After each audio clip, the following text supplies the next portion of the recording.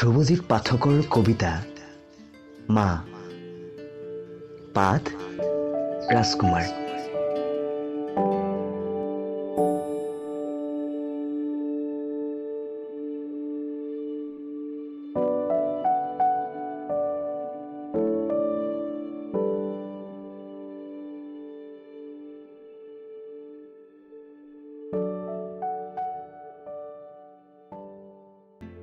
অ মা,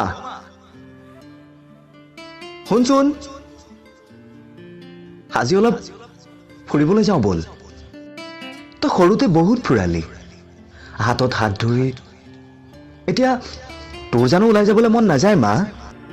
মা, এটা মাথো শব্দ নহয় মোৰ বাবে, সকলোৰে বাবে মৰমৰ, অতি মৰমৰ।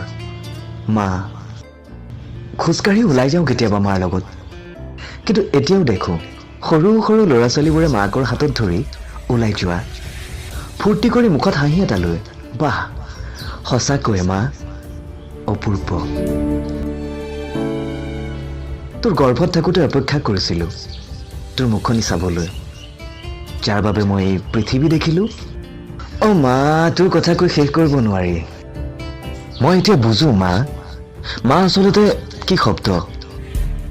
মা সেইগৰাকী যি স্থিতপ্ৰজ্ঞ হৈ থাকে জীৱনৰ বহুতো ধুমুহাৰ মাজত, কাল নিশা শিল বৰষুণৰ মাজতো সন্তানৰ সুৰক্ষাৰ চিন্তাত মগন হৈ থাকে।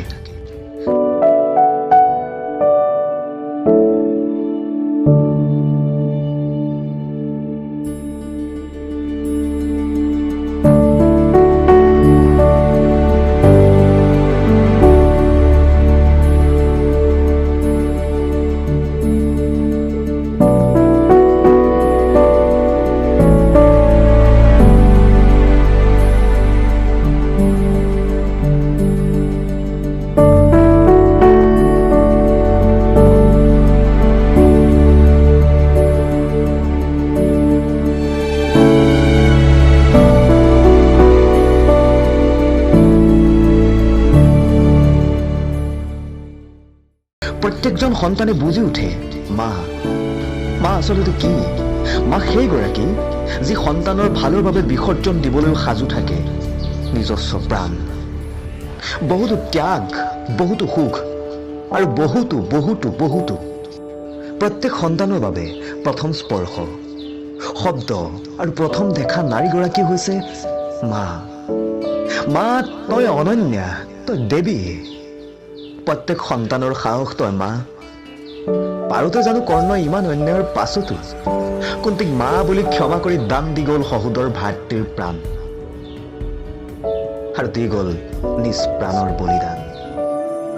মা, তোৰ দৰে আজি আন বহুগৰাকী মাক কিয় বাৰু এৰি দিয়ে এখন বৃদ্ধাশ্ৰমত অথবা ৰাজপথত?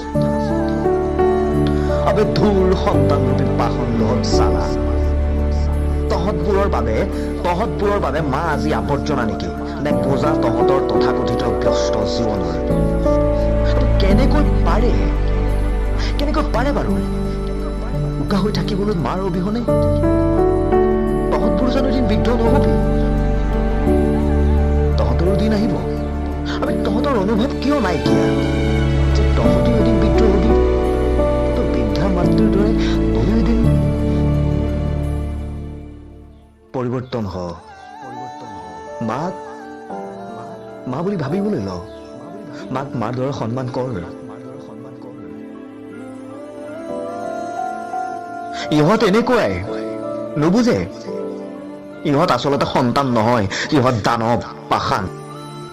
তোৰ চকুলো মিছাতে নষ্ট নকৰিবি মা। অ' মা, তাৰ মোৰ প্ৰতি খোজত, প্ৰতি সময়ত, প্ৰতি উশাহত মোৰ জীৱনৰ প্ৰেৰণা তই মা। প্ৰত্যেকজনৰ বাবে মা এটি পবিত্ৰ সম্বন্ধ। মা, তই দুখৰ ৰ'দত প্ৰত্যেকৰ বাবে এডাল সুখৰ গছৰ ছাঁ। তই অকণমান নৰিয়া পৰিলে মই সৰু ল'ৰাটোৰ দৰে এতিয়াও উচুপি উঠো। মা, কেনেকৈ খুজিম তোৰ ধাৰ, কেনেকৈ বুজাম তোক মা, কিমান ভাল পাওঁ তোক। মা, তোৰ চিঞৰি চিঞৰি ক'বলৈ মন যায়, ঐ মা, শুনিছনে মা? তোক বৰ ভাল পাওঁ অ' মা, তোক বৰ ভাল পাওঁ